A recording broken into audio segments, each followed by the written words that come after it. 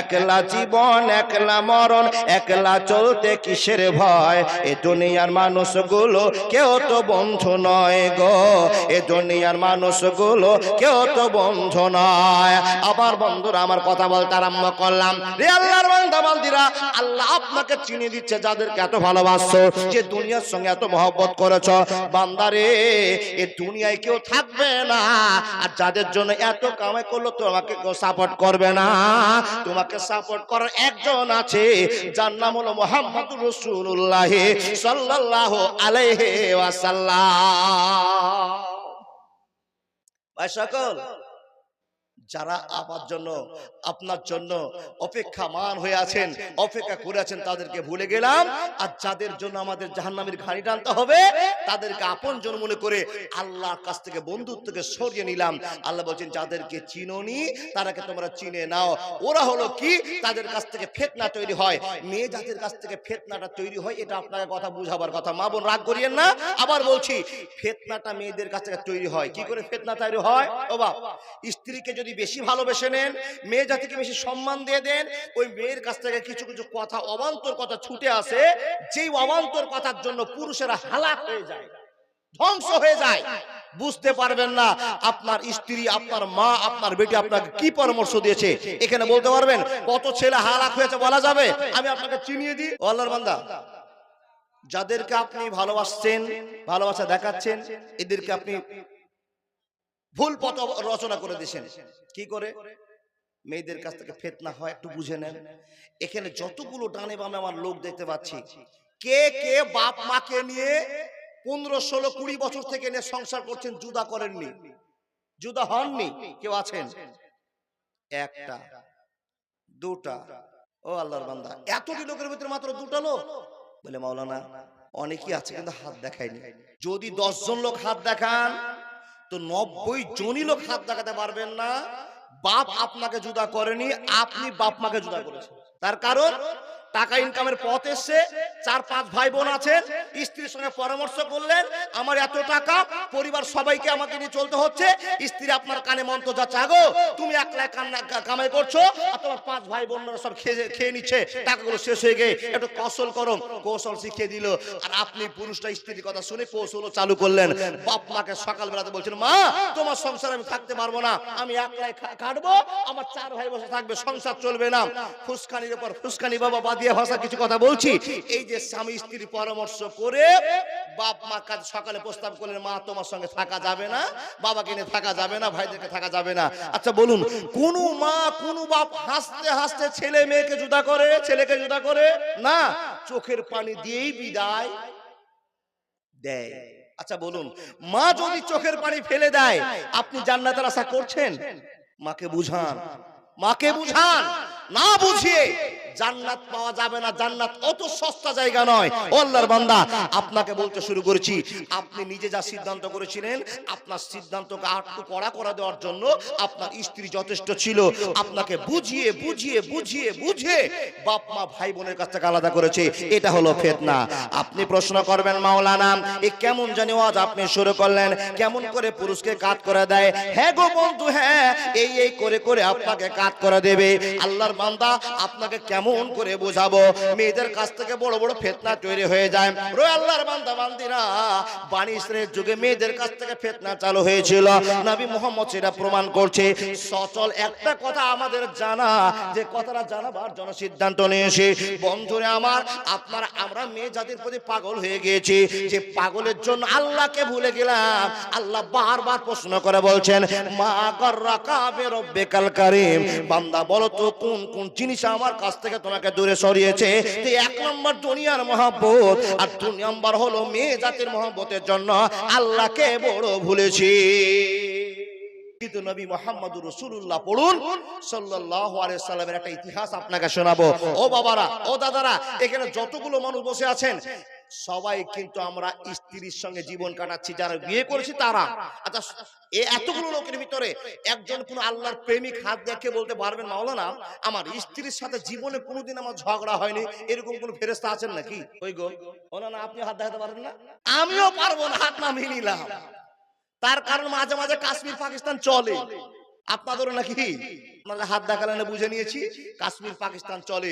বিশ্ব নবী নবী মুহাম্মদুর রাসূলুল্লাহ পড়ুন সাল্লাল্লাহু আলাইহি সাল্লামের জীবনে কাশ্মীর পাকিস্তান চলেছে। আমি বুঝাতে চেয়েছি বড় বড় মানুষকে মিনিটের ভিতরে নিচে নামাতে পারে ইবলিস নয়। কে পারে জানেন? ইবলিস এর চক্কর বেশি কারি আমার মা বোন দিদিরা। বলে মাওলানা এত বড় খারাপ কথা বলছেন, সকালে তো আমার স্বামী দিবে। জি, দেওয়া দেই করিয়েন না, ওটাও আল্লাহ নবী বলেছেন। দিতে হলে কেমন দিতে হবে, কেমন করে বুঝাতে হবে। এই আল্লাহর বান্দারা শুনে যান, বিশ্ব নবী নবী মুহাম্মদুর রাসূলুল্লাহ পৃথিবীর শ্রেষ্ঠ মানুষ, আখিরাতের শ্রেষ্ঠ মানুষ। দেখেন দেখেন দেখেন, আকাশের নিচে আর মাটির উপরে নবীজির চাইতে সম্মানী মানুষ কেউ আছিলেন? ছিলেন? আল্লাহু আকবার কাবীর। যেই লোকটার এত দাম, এত মান, এত সম্মান, সেই লোকটার অবস্থা কি? এবার সূরা তাহরিম আপনাকে পড়ে শোনায়। বন্ধুরা আমার, আপনারা দেখুন এত বড় লোকটাকে কি করে একজন মহিলা কাত করে দিচ্ছেন। কিন্তু মা কে? কে? আয়েশা। কে? হাফসা। কে? খাদিজা। বিশ্ব নবীর কজন স্ত্রী ছিল গো বলুন তো? না আপনি বলবেন না, আমি যদি বলি 9 জন কাটতে পারবেন? কেউ যদি বলে 7 জন, এবার মতান্তরের অনেক মত আছে, তার ধরে নেন একাধিক স্ত্রী ছিলেন, তাই না? ও আব্বাজান, দাদা, বন্ধুরা আমার, বিশ্ব নবীর একাধিক স্ত্রীকে ক্ষমতা আল্লাহ দিয়েছিলেন কন্ট্রোল করার। তা আল্লাহ নবী নবী মুহাম্মদুর রাসূলুল্লাহ পড়ুন সাল্লাল্লাহু আলাইহি সাল্লাম কন্ট্রোল করেছেন। তো সোমবারের দিন আয়েশার, মঙ্গলবার দিন হাফসার, বুধবারের দিন সাউদার, এই করে করে দিনটা চলে যায়। একটা গল্প আপনাকে শোনাবো, এত ইমানদার লোকটাকে, এত মুসল লোকটাকে কেমন করে নিচে নিয়ে আসছে। আপনাকে তো নিয়ে আসা স্বাভাবিক ব্যাপার, আল্লাহর বান্দা, কিন্তু মায়েদের সম্মান রেখে কথা বলতে হবে। সব মহিলার চাইতে দামি মহিলা বিশ্বনবীর স্ত্রীরা, তাই না? তা আপনাকে বলতে শুরু করলাম, সম্মান রেখে বলছি। মা বোন, এই ভুলগুলো আপনাদের দ্বারা হয়ে যায়, যেই ভুলগুলোর জন্য নিজের বাপ আবু বকর আয়েশা রাদিয়াল্লাহু তাআলা আনহাকে মারতেও গেলেন। নবীজি বলেন হুজুর মারিয়েন না, এই ধমকালে ঠিক হয়ে যাবে। বাবা, কিছু কিছু মানুষ বলে বিহাদারি বেটিকে মারতে হয়, আর নবীজির সামনে নিজের স্ত্রীকে আবু বকর সিদ্দিক নিজের বেটিকে নবীর সামনে শাসন করছেন, তাহলে আপনি আর আমি কেন শাসন করব না? কোন হুঁসলি মারা বলে, দিয়েড়ে ভাষা হুঁসলি কি বলে জানেন? বিহাদারি বেটিকে কেউ গাল দেয়, আপনার বিহাদারি বেটি যে বাজার গরম করে দিয়েছে তো বাপ শাসন করবে না? প্রয়োজন হলে ঠ্যাং ভেঙে দিতে হবে, শাসন তো দূরের কথা। আল্লাহর বান্দা, চলে যাক এক পর্যায়ের কথা। বিশ্ব নবী নবী মুহাম্মদুর রাসূলুল্লাহ পড়ুন সাল্লাল্লাহু আলাইহি সাল্লাম, সেই দিনটা কিন্তু মা হাফসার ঘরে সময় কাটার দিন। আচ্ছা বলুন তো, মা হাফসা কে? কার বেটি? আপনি বাদ দিন, স্টেজের লোকটি বাদ দিন, কার বেটি? ইন্না লিল্লাহ। হ্যাঁ, একটা শ্রোতা টাটকা আছে, হযরত ওমর ফারুক রাদিয়াল্লাহু তাআলা আনহুর বেটি। নাম কি? কি বললাম? হাফসা। বন্ধুরে আমার, মা বোন আমার, ঠান্ডা হয়ে বুঝবেন, পুরুষের দল ঠান্ডা হয়ে বুঝবেন। এত দামি লোকটা এত গরম করে জীবন কাটার পরে কেমন করে একটা ভুল সিদ্ধান্তের মধ্যে জীবন কাটাতে আরম্ভ করেছেন। বন্ধুরে, আল্লাহ তাবারাক ওয়া তাআলা নবী নবী মুহাম্মদুর রাসূলুল্লাহ সাল্লাল্লাহু আলাইহি ওয়াসাল্লাম হাফসার ঘরে দিন কাটাবার টাইম এসেছে। মা হাফসার কাছে দিন কাটাবেন, এমন তো সময় স্বামী স্ত্রীর পরামর্শ। নবীজিকে প্রশ্ন করা হলো, ইয়া রাসূলুল্লাহ, আমি আব্বার বাড়িতে যাব, বুঝার জন্য ওয়াজ করতে আরম্ভ করেছি, আমি আব্বার বাড়িতে যাব, কিন্তু আজকে থাকার দিনটা আমার কাছে আপনার পালা। বিশ্বনবী নবী মুহাম্মদুর রাসূলুল্লাহ ইজাজত দিলেন, তাই বাপের বাড়ি গেলেন। গেলেন তো কে গেলেন? মা হাফসা রাদিয়াল্লাহু তাআলা আনহা গেলেন। হে মুসলমান, বাপের বাড়ি থেকে ঘুরে আসতে একটুখানি দেরি হয়েছে, আর বিশ্বনবী মা হাফসার ঘরে যাওয়ার জন্য প্রস্তুতি হয়ে আছেন। এমন তো সময় নবী মুহাম্মদুর রাসূলুল্লাহ ঘরে জায়গা পেলেন না। কেন জায়গা পেলেন না? ঢুকলেন না। যে ঘরে ঢুকবো, যার সঙ্গে কথা বলবো, যার সঙ্গে সময়টা কাটাবো, ওই হাফসা তো বাড়িতে নাই, বাপের বাড়ি গেছে, কোনো কাজে ব্যস্ত আছে। এই ফাঁকা সময়টা আমি কাজে লাগাবো। আপনাকে আবার বলছি, বুঝার জন্য ওয়াজ, আপনাকে বুঝাবো এই কথাটা, যার জন্য ওয়াজ করতে আরম্ভ করেছি। বিশ্বনবী ফাঁকা সময়টা এলোমেলো না কাটিয়ে একজন স্ত্রী, কেউ বলছেন মারিয়া কিবতিয়া, আর কেউ বলছেন না না যায়নাব বিনতে জাহাজ, এই দুইজনের ভিতরে কোন একজনের ঘরে অপেক্ষা করছেন। যখন আমার হাফসা আসবে, এই ঘর থেকে বেরিয়ে গিয়ে ওই ঘরে প্রবেশ করব, অসুবিধা হবে না, হবে না, হবে না। দেখেন বিশ্বনবী ভালো বুদ্ধি নিয়ে, হাফসা তো ঘরে নাই, সময়টা ফাঁকা চলে যাবে, তো অন্যান্য স্ত্রীর ঘরে ঘরে বসে বসে নবী সময় কাটাতেন। তো বাপজান, স্ত্রীর কাছে যদি ভালোবাসার প্রিয় স্বামী যায়, তো স্ত্রীর আর যদি ভালো স্ত্রী থাকে, তো স্বামীকে আদর করার চেষ্টা করে, হয় কি না? আপনার আদরটা কেমন হয় আপনি বুঝেন। নবীজি গিয়েছেন ঘরে, তো যেই স্ত্রীর ঘরে গিয়েছেন, সে স্ত্রী পিয়ালাটা করে কাপে করে এক কাপ মধু, এক পিয়ালা মধু বিশ্বনবীকে খেতে দিয়েছেন। নবী যে জিনিসটা ভালোবাসতেন সেই জিনিসটা স্ত্রীরা খাওয়ার চেষ্টা করতেন না। আপনি যদি খেতে ভালোবাসেন এই জিনিসটা, তো যদি দামি স্ত্রী ঘরে থাকে, বারবার আপনাকে কষ্ট হলো পায়েস রান্না করে খাওয়াবে। যার মিষ্টি খেতে পছন্দ, ভালো স্ত্রী হলে সেটা করে খাওয়ায়। ও বাপ, খাওয়াচ্ছেন, এই খাওয়া দাওয়া চলছে, সময়টা বিলম্ব হয়ে যাচ্ছে, এমন তো সবাই মা হাফসা রাদিয়াল্লাহু তাআলা আনহা ঘরে পদার্পণ। ঘরে এসে দেখছেন বাবা ঝামেলাটা কেমন করে লাগছে আপনাকে বোঝায়। হে মানুষের দল, ফিতনা তৈরি হতে সময় লাগে না, আর এই ফিতনাকে কন্ট্রোল করতে হবে পুরুষ জাতিকে। যদি আল্লাহর ভয় থাকে, তো আপনাকে সামঞ্জস্য রেখে জীবন যাপন করতে হবে। এই মানুষের দল, আপনাকে ছোট্ট করে কথা এই জন্য বোঝাতে আরম্ভ করেছে, নবী মুহাম্মদুর রাসূলুল্লাহ এত দামি হওয়ার পর, এত সম্মানী হওয়ার পর, স্ত্রীর ফাঁসে কেমন করে পেয়ে যাচ্ছেন, কেমন করে ফাঁসছেন, তা আপনাকে বোঝাতে আরম্ভ করলাম।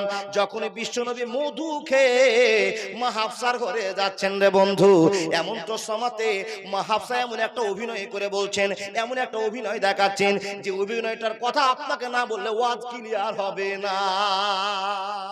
বিশ্বনবী মধু খেয়ে যাচ্ছেন মা হাফসার ঘরে, তো দেখেন অভিনয়টা কি, দেখেন একটা গন্ধ বের হচ্ছে, গন্ধ বের হচ্ছে, কিসের গন্ধ গো? নবীর সামনে কথা বলছেন, কেউ তো নাই, ডামে বামে সামনে পিছনে কেউ না, আমি আছি আর হাফসা আছে, আর হাফসা বলছে গন্ধ পড়ছে। বলে হুজুর আপনার মুখ থেকে একটা গন্ধ পড়ছে, আচ্ছা বলুন তো এই কথা মেনে নেওয়া যাবে? তার কারণ বিশ্বনবী সব সময় দাঁতল 5 ওয়াক্তেই করতেন, একটা চিরুনি রাখতেন, বিশ্বনবী সেন ব্যবহার করতেন, খুব পরিষ্কার পরিচ্ছন্ন জীবন যাপন করতেন বিশ্বনবী নবী মুহাম্মদ রাসূলুল্লাহ, পড়ুন সাল্লাল্লাহু আলাইহি সাল্লাম। কিন্তু স্ত্রীর মটকা গরম কেন জানেন? আমার টাইমটা অন্য সতীনের ঘরে নবীজি পাস করেছেন, তাই একটা ছোট্ট, এটা একটা ছোট্ট কথা বলে নবীর মুখটাকে ভেঙে দেওয়া, সম্মান দিয়ে কথা বলতে হবে, কিন্তু আপনাকে বুঝাতে হবে কথাটা। দেখেন দেখেন, এখানে আবার পরামর্শ আছে বাবা, কেতাবে তো অনেক শেষ নাই, দামি দামি লোক বসে আছে, আমি এনাদের ছাত্র হওয়ার যোগ্য নই, তো ওনাদেরকে সামনে রেখে বলছি, কিছু কথা প্রমাণ পাওয়া যাচ্ছে যে দুইজন সতীন একদিকে হয়ে গেছে, একটা হলো মা হাফসা আর একটা হলো মা আয়েশা। দুইজন পরামর্শ করছে, কি পরামর্শ? মা হাফসা প্রশ্ন জিজ্ঞেস করছে না মা আয়েশাকে, আয়েশা আমার টাইমটা বিশ্বনবী মারিয়া কিবতিয়ার ঘরে জাইনাব বিনতে জাহাজের ঘরে কাটিয়ে দিল, তো কি করব? তো দুইজন পরামর্শ করে এরকম একটা সমস্যা তৈরি করতে হবে, বলবা যে নবীর মুখ থেকে একটা গন্ধ আসছে, কিসের? মাগাফিরের। জোরে বলুন নাউজুবিল্লাহ।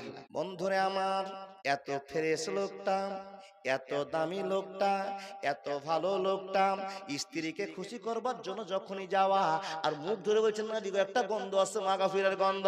নবী তো হতবাক হয়ে গেল, স্ত্রীর কাছে আপনি যাচ্ছেন, তো আপনার গন্ধ হওয়াটা স্বাভাবিক, তার কারণ হলো মুখে 3 কুইন্টাল খালি গুটকা ভরা আছে। কি বলেন? আপনার মুখের গন্ধ হতেই পারে, আর বাপ বিড়ি খেতে খেতে খেতে খেতে খেতে জীবনটাকে ভাটা করে দিয়েছেন, তা আপনার গন্ধ হতেই পারে। তো বিশ্বনবী যে 5 বার পেশাব করতেন, এমনও এখানে লোক আছে যারা বিড়ি খায়, সেই বিড়ির গন্ধতে মসজিদের মুসাল্লিদের অনেক বড় কষ্ট হয়। আচ্ছা, পেঁয়াজ রসুন খেয়ে মসজিদে যাওয়া আদেশ না নিষেধ? কেন কেন বলুন দেখি? গন্ধের জন্য। তো যারা গুটকা খায়, ওর পাশে নামাজ পড়িয়েন, তো খালি ফ্যাক্টরি খালি উতলে উতলে পড়ছে। বা এতদিন ওয়াজ করছে আলেমেরা, এতদিন খুতবা দিচ্ছে গো বাবা, এতদিন পর আমাদের জ্ঞান হলো না। জালসা অনেক শুনলাম, খুতবা অনেক শুনলাম, পরিবর্তন এখনো হতে পারি নি। বলে মাওলানা আপনারা কেন এর পিছনে পড়ে গেছেন যে গুটকা হারাম, খৈনি হারাম, বিড়ি হারাম? আপনারা দলিল দিচ্ছেন কোরআন হাদিসের, আমরা দলিল দিব খাওয়া জায়েজ আছে। এই আমাদের দলিল আছে কোরআনের, সূরা পড়লে হাদিস পড়লে পাওয়া যাবে। তোমার কি সূরা দোয়া আছে? বলে আমরাও দোয়া জানি বিড়ি খাওয়ার। আগো কি গো? বলে আল্লাহুম্মা বারিক লানা ফিমা বিড়িটানা। নাউজুবিল্লাহ বললেন না হাসলেন? নাউজুবিল্লাহ বলেন, মস্কুরা হয়ে গেল, ঠাট্টা হয়ে গেল, বিদ্রুপ হয়ে গেল। কাকে? আল্লাহকে, আল্লাহর কোরআনকে, আর আলেম সমাজকে। এ ঠাট্টা করা যাবে? হাজার বেঈমান এই প্রশ্ন করে। দেখুন বিশ্বনবী নবী মুহাম্মদ রাসূলুল্লাহ যদি আপনাকে বলে এই এই এই দেখেন দেখেন দেখেন দেখেন, আপনি একটা মানুষ আমার সাথে গল্প করছেন, আর যেমনই গল্প করছেন আমি যদি আপনাকে বলি একটু দূরে সরুন তো ভাই, কেন কেন কেন কেন, তো বলে আপনার মুখ থেকে গন্ধ বেরোচ্ছে, তো আপনি হাসবেন না লজ্জা পাবেন? বুঝারটা কথা বলেন, হাসবেন না লজ্জা পাবেন? বন্ধুরে আমার, বড় লজ্জা লেগে যাবে কোন যদি দোষ একটা ধরে নেওয়া যায়। ভাইরে, তোমার চোখের কোণাতে একটু নোংরা জমা আছে, তোমার নাকের মধ্যে একটু নোংরা জমা আছে, তোমার দাড়িতে অনেকটা নোংরা ভরে আছে, এই কথা বললে তো একটা লজ্জা লজ্জা ভাব চলে আসে। বন্ধুরে আমার, বিশ্বনবী লজ্জা লজ্জা ভাব, এমন তো সময় টাইমটা পার হয়ে চলে গেল, আপনাকে বোঝার জন্য সিদ্ধান্ত নিয়েছি। হে মুসলমান, একটাই কথা বুঝাবো যে আল্লাহ নবী নবী মুহাম্মদুর রাসূলুল্লাহ স্ত্রীকে খুশি করার জন্য যে সিদ্ধান্তটা নিলেন, এই সিদ্ধান্তটা কত বড় আল্লাহর কাছে কার্যকর হলো, কত বড় গ্রহণযোগ্য হলো না গ্রহণযোগ্য হলো না, তার প্রমাণটা আপনাকে দিয়ে যায়।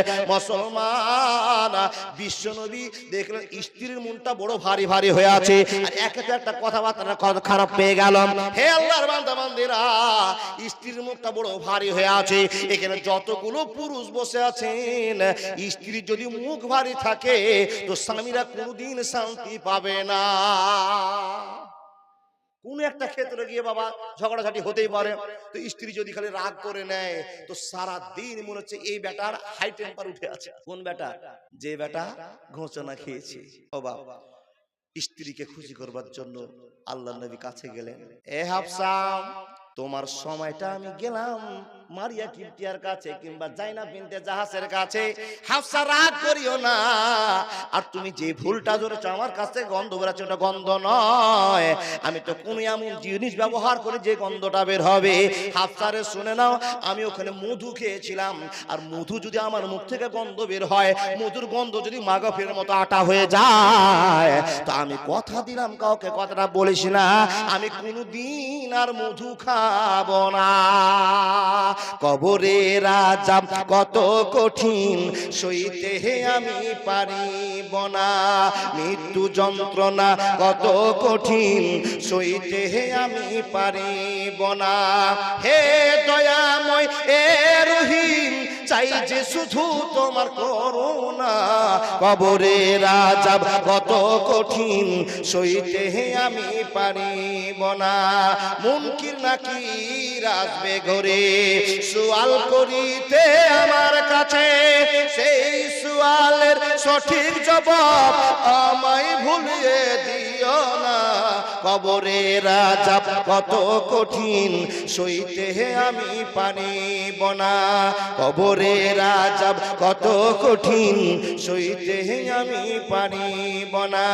হে দয়াময় এ রহিম, চাই যে শুধু তোমার করুণা, কবরের আযাব কত কঠিন সইতে আমি পারিব না। একবার জোরে বলুন লিল্লাহি তাকবীর। গভীর রাতে আল্লাহ আকবার জোরে বলিয়ে লিল্লাহি তাকবীর।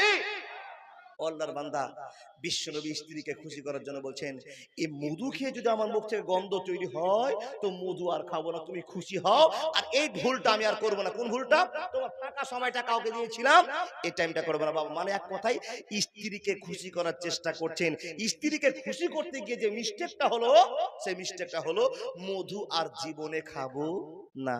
প্রশ্ন আপনার কাছে, বিশ্ব নবী যদি মধু না খায়, আমরা উম্মতরা কোনদিন কি মধু খাবো? বিশ্বনবী যদি গুল গুটকা করতেন তা আমরা কোনদিন শুনতাম যে গুল গুটকা নিষেধ হবে? তার কারণ লাকাদ কানা লাকুম ফি রাসূলিল্লাহি উসওয়াতুন হাসানা, বিশ্বনবীকে আমাদের জন্য মডেল বানানো হয়েছে, যেমন নবীজি করবে তেমন আমাদের জীবন যাপন চলবে। হে মুসলমান, এই কথা পরসায় চলছে, কথাবার্তা চলছে, এমন তো সময় জিবরিল আমিন হাজির হয়ে গেছে। নবী গো, আপনি একটা কথা বললেন ঠিক আছে, কিন্তু কথাতে গোলমাল হয়ে গেছে। নবীর সম্মান দিয়ে কথা বলতে আরম্ভ করেছে। নবী মুহাম্মদকে আল্লাহ খবর জানিয়ে দিয়ে জিবরাইলের মাধ্যমে জানিয়ে দিয়ে বলছেন, ইয়া আইয়ুহান নাবিয়্যু লিমা তুহাররিমু মা হালাল্লাহু লাকা তাবতাগি মারজাতা আজওয়াজিকা ওয়াল্লাহু গফুরুর রহিম, ওয়াল্লাহু গফুরুর রহিম। হে নবী মুহাম্মদ, স্ত্রীকে খুশি করবার জন্য যে সিদ্ধান্ত নিয়েছো গো নবী, এই সিদ্ধান্ত তাড়াতাড়ি করে আপনাকে বাদ দিতে হবে। আল্লাহু গফুরুর রহিম, আমি ক্ষমাশীল, আমি দয়াশীল, আমি মাফ করনেওয়ালা। মুহাম্মদ, তুমি এই কথা কেমন করে বলতে পারলে? স্ত্রীর মুখে হাসি ফোটাবার জন্য তুমি বলে দিয়েছো, ও হাফসা, আমি জীবনে কোনোদিন আর মধু খাবো না। আর এই মধু খাওয়া যদি আপনি বন্ধ করে দেন, তো গোটা পৃথিবীতে এত হালাল জিনিসটাকে, শক্তিমান জিনিসটাকে কোন মুসলমান কোনোদিন খাবে না, খাবে না, খাবে না। এবার প্রশ্ন আপনার কাছে, ওয়াজটা তো বুঝালাম, বুঝার জন্য চেষ্টা করলাম, জি বুঝার জন্য চেষ্টা করলাম। সেটা হলো কি, আল্লাহর নবী নবী মুহাম্মদুর রাসূলুল্লাহ সাল্লাল্লাহু আলাইহি সাল্লাম মেয়েদের ফিতনাতে পড়েছিলেন। তো আমরা স্বাভাবিক পড়তেই পারি। কি কি ফিতনাতে পড়েছি টাইম নাই, দুবার তিনবার মালাকুল মত আসছে আর চলে যাচ্ছে। ও আল্লাহর বান্দা, দেখুন, তাহলে আপনার স্ত্রী আপনাকে কোনো কথা বলছে, ওটা শুনবেন না কাল থেকে, না এটা সিদ্ধান্ত করলেন? জি না। যতটি দামি কথা বলে, ভালো কথা বলে, স্ত্রীকে সম্মান দেয়, ভালোবাসা দেন, কথা শুনেন, কিন্তু এমন কথা শুনতে হবে না যদি এখন বলে স্ত্রী চলো আমরা ওই হুমায়ুনের বাবরি মসজিদ দেখতে যাব 1 জানুয়ারি কাটাতে, যাবেন? আচ্ছা আপনারা বলবেন, খুব খুশির খবর আপনাদের দিই, 2026 সাল চলছে, আজকে প্রথম দিন, 26-এ পা দিলাম। এতে আপনারা দুঃখ প্রকাশ করবেন না হাসবেন? দুঃখ তো কোন খ্যাপার পেটের খ্যাপা ট্রাক্টরে লোড করেছে কি গো, ডিজে, ডিজে নিয়ে আনন্দ করে যাচ্ছে। Happy new year. হ্যাপি মানে কি? খুশি, নিউ মানে নতুন, ইয়ার মানে বছর, মানে খুশির বছর আসছে। এই পাগলা জন্ম পাগলা, তোকে কে খুশি করতে বললো? তোর হিসাব থেকে 60 বছর ওয়ালা টাইম বেঁধেছে, 60 বছর থেকে 1 বছর কমে গেল, তুই সেখানে আনন্দ করছিস, হাসছিস, তোকে কাঁদা দরকার ছিল। কথা ঠিক না ভুল? আল্লাহু আকবার। আচ্ছা বলুন, এগুলো পড়তে জানি না আমি? কোন টেढ़ा বেকা অক্ষর সব হিন্দি, ইংরেজি দিতেন তাও পারতাম। জি বাংলা লেখেন না তো ইংলিশ লেখেন। জি জি জি জি জি খাবার চলছে বাপ, যারা খাননি চলে যান। কে কে যাবেন? যান যান যান, তাড়াতাড়ি খেয়ে আসেন। আমরা এটা পড়তে জানি না, এটা দিয়েন না। ও ও আর এই মানে কি বলবো আর বলতে পারবো না। আচ্ছা কি বলছিলাম বলুন দেখি? Happy new year. আপনার ছেলে বলছেন উচ্চ মাধ্যমিক পাস করেছি, আজকে হ্যাপি নিউ ইয়ার পালন করতে যাব। কোথায়? বলে হুমায়ুনের মসজিদে। যাও। তো ওই ছেলেটা উচ্চ মাধ্যমিক পাস করেছে, ওকে বলেন এই যাচ্ছিস যা, খুব সাজগুস্ত দেখছি, তো হ্যাপি নিউ ইয়ার এ বানানটা করে যাবে। গাড়িতে চাপার আগে হ্যাপি বানান করবি, নিউ বানান করবি, ইয়ার বানান করবি। উচ্চ মাধ্যমিক দিয়েছিস, কি করে যে পাস করেছিস বোঝা যাবে চড় গাড়িতে। আল্লাহর বান্দা, ও যুবক ভাইরা, এই ভুলটা করবেন না। আপনার 60 বছর বয়স থেকে মাইনাস হয়ে চলে গেল, 25টা কমে গেল। এই যে একটা সেকেন্ড কথা বলছি, এই সেকেন্ডটা কমে গেল, এই সেকেন্ড কোনোদিন ঘুরে পাবেন না। মিনিটটা চলে গেল, একে আর পাওয়া যাবে না। এই যে ঘন্টাটা চলে গেল, পাওয়া যাবে না। সপ্তাহ, মাস, বছর চলে গেল, পাওয়া যাবে না। আমাদের বয়স কমে গেল, কেউ মরতে চায়? কেউ মরতে চায় না। একটা গরু ছাগল মহিষও মরতে চায় না, কিন্তু বাপ যদি মরণ চলে আসে রক্ষা করতে কেউ পারবে? তো আপনাকে বলি, যদি এই খবরটা মাথায় রাখে, দিন ঘনিয়ে গেছে, সময় পার হয়েছে, আল্লাহর বান্দা আপনাকে আশাবাদী হয়ে বলছি, এই যে আপনার ঘনিয়েছে দিন, আমরা বিপদে পড়ে আছি। এই বিপদ কি আছে আমরা জানি না। বিপদ একটাই কাজে পার হয়, আল্লাহর মনটা খুশি করতে হয়। নবীজি বলছেন সাদকাতুত তারাদ্দুল বালা, বালা মুসিবত দূর করতে হলে, বিপদ পার করতে হলে আল্লাহর মন খুশি করতে হবে। কি দিয়ে? আপনার হাজার কষ্ট করা, রক্ত ঘাম ঝরা পয়সা দিয়ে। কি করবেন আপনি? আল্লাহর রাস্তায় নবীর একটা মাদ্রাসা খুলবেন। মাদ্রাসা করে কি লাভ হবে? একটা কথা জেনে রাখুন, এই মাদ্রাসা যতদিন আছে, যতদিন চলবে। এখন যদি কেউ 5 টাকা দান করে মরে যান, তো বিশ্ব নবী বলছেন এই সাদকাতুল জারিয়াটাতে কত ছেলে মাওলানা হবে, কত মেয়ে হাফেজা হবে, আর হাফেজ মাওলানা হয়ে চলে যাবে। তুমি কবরে ঢুকে আছো, যত কোরআন পড়বে, যতদিন মাজার চলবে, এর ফুল নেকি তোমার কবরে পৌঁছাবে। এর নাম হলো সাদকাতুল জারিয়া। আল্লাহর বান্দা দেখেন, গ্রামের ভিতরে একটা লোক কেরাম কিনেছে, কেরাম বোর্ড জানা চলছে আপনাদের দিকে, কেরাম বোর্ড খুবই চালান। উমরার হজ হচ্ছে আপনাদের। কেরাম যেই ছেলেটা কিনতে গিয়েছিল আর যে দোকানদার টাকা দিয়েছে, বেটা আপনাকে চিন্তা করতে হবে না, জাহান্নামের টিকিট কনফার্ম হয়ে গেছে তোমার। সমাজের ভিতরে যেই ছেলেটা টাকা জোগাড় করে ক্যারাম বোর্ড কিনতে গিয়েছে, 10 জনকে দাঁড় করে ক্যারাম বোর্ড খেলিয়েছে, যে কিনতে গিয়েছে ও প্রথম অন্যায়টা তার। তাহলে প্রথম একটা অন্যায় যে করলো, সে কি করলো, একটা পাপ কাজ ঢুকে দিল। ওই ছেলেটা যদি মরেও যায় তো হাজার হাজার ছেলেরা কিরামটা খেলে যাবে, হবে কি না? সেই রকমই অন্যায় কেউ যদি একটা মাদ্রাসার ভিত তৈরি হচ্ছে করে দিয়ে যায়, এরপরে যত সিরিয়াল আসবে, যত জীবন চলে যাবে, সব নেকি আপনি ট্রান্সফার হিসাবে 10 10 10 করে পেতে থাকবেন। এটা হলো সাদকাতুল জারিয়া। ও বন্ধু, তাহলে গুনাহ তো সাদকাতুল জারিয়া আছে। আবার ওইটি কথা, আমি এগুলা পড়তে জানি না জি, বাংলা লেখেন জি। আলহামদুলিল্লাহ, ও আল্লাহর বান্দা, আপনাকে বলি এই মাদ্রাসা ভিত হয়ে গেছে, বিল্ডিং হয়ে গেছে। আহা হা, কত বড় সৌভাগ্যবান আপনারা। 10টা 15টা গ্রাম মিলে একটা মাদ্রাসা চালাতে পারে না, আর এত কষ্টের ভিতর দিয়ে আপনারা মাদ্রাসার ভিত তৈরি করবেন, এই চারটিখানি ব্যাপার নয়। এই ভিত তৈরি করতে আল্লাহ তাদেরকে ডাকছেন যারা আল্লাহর ভয় করে, তাদেরকে আল্লাহ আহ্বান করেছেন। এই ভয়কারীদের ভিতরে কোন কি আল্লাহর প্রেমিক আছে? যেই ছেলেটা বলে মাওলানা আমি 10,000 টাকা দিব, আমি 30 জন ছেলের কাছে চাই, মানুষের কাছে চাই 10,000 করে। আল্লাহর বান্দা, কি জন্য? আপনার 10,000 টাকার রড, সিমেন্ট, বালি, পাথর কিনে মাটির তলে ভরে দেওয়া হবে, আর আপনার টাকা দিয়ে 4 তলা বিল্ডিং কে দাঁড় করে রাখা হবে। এখানে আপনি একবার উদ্বোধন করলেন, যত ছেলে আসবে, যত পড়বে, উদ্বোধনটা আপনার কেরাম বোর্ডে উদ্বোধন করে জাহান্নামে চলে যাবে, মাদ্রাসা উদ্বোধন করে তিরকুম জান্নাত চলে যাবে। এক নাম্বার কোন আল্লাহর বান্দা আছেন আমি 10,000 টাকা মাওলানা? কেউ? এতগুলো বীর বাহাদুর পুরুষেরা আছেন, সিদ্ধান্ত নিতে পারলেন না যে আমি একটা 10,000 টাকা দেব। কেন গো মাওলানা? বলে দান করলে নেকি হয়। কত নেকি হয়? শুধু নেকি নয়, নেকির সঙ্গে কতটি জিনিস পাওয়া যায়। এর বিনিময় আল্লাহ বলছেন 1 টাকা দান করলে 1 টাকার বিনিময়ে 10 টাকা। তাহলে কেউ যদি 10,000 টাকা দান করে, তাহলে সে কত পাবে? 1 লক্ষ টাকা, সোজা হিসাব। তো আল্লাহ বলছেন তুমি আমাকে 10,000 টাকা দিবে, তোমার কষ্টের টাকা আমি নিব না বান্দা, তোমার মনটা নিব, আর তোমার টাকাটি তোমাকেই ফিরিয়ে দিব। আল্লাহ কি করে? আমি 10,000 টাকা মাদ্রাসায় জমা করে দিলাম, এ টাকা ফিরে আসবে আমার কাছে কি করে?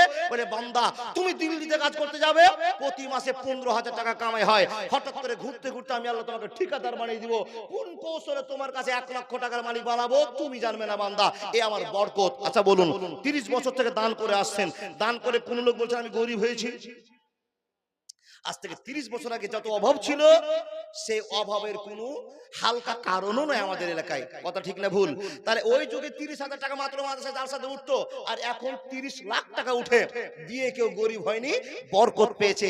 আল্লাহর ভাষাকে যদি সত্য মনে করেন, মান জাআবিল হাসানাতে ফালাহু আসরুম সালেহা, 1 টাকার বিনিময়ে 10 টাকা। তাহলে আপনি বা চিন্তা করেন ক টাকা দেবেন? 10,000 না 5,000 না 500 না 100? প্রত্যেকটা লোকের কাছে আমার আবেদন, আমি নির্বাচন করে রাখবো না, চিহ্নিত করে রাখবো না, 1 টাকা থেকে শুরু করে 10,000 পর্যন্ত আমার চাওয়া পাওয়া। আল্লাহর বান্দারা বসে থাকবেন না, আপনার টাকার শক্তিকে দিয়ে ভিত স্থাপন করা হবে। এটা কম বড় চাহিদা নয়। যত জালসা করছি এলাকায়, এরকম মাদ্রাসা চোখে পড়েনি যে আমার টাকাতে আপনার টাকাতে ভিত হবে। অন্য মাদ্রাসা চালিয়ে দিয়েছে, আপনার টাকায় ভিত হয়নি। বাবজান পারবেন কেউ? আপনি বলুন। হ্যাঁ বলুন। বেনামি 100, আনসার আলী 500, মাসিউর রহমান 500, নাজিম শেখ নাজিম 1000, বেনামি 500, শরীফ 500, বাশির 200, নুরুল ইসলাম 2000, মিজান 500, বেনামি 800, বেনামি 350, বেনামি 500, বেনামি 300, আমিরুল শেখ 500, বেনামি 100, বেনামি 200, মশিউর রহমান 200, শরীফ শেখ 500, সেলিম রেজা 5000, লিল্লাহি তাকবীর, মন্টু শেখ 500, আজফারুল 200, ইব্রাহিম 100, নেফায়ুল 200, হুরমুজ 1000, রাকিব 500, 100, বেনামি 500, বাপ্পি 500। যাবেন না ওয়াজ করবো চাচা? যাবেন না? ওয়াজ আছে, টাটকা ওয়াজ শেষ করে নি আমি।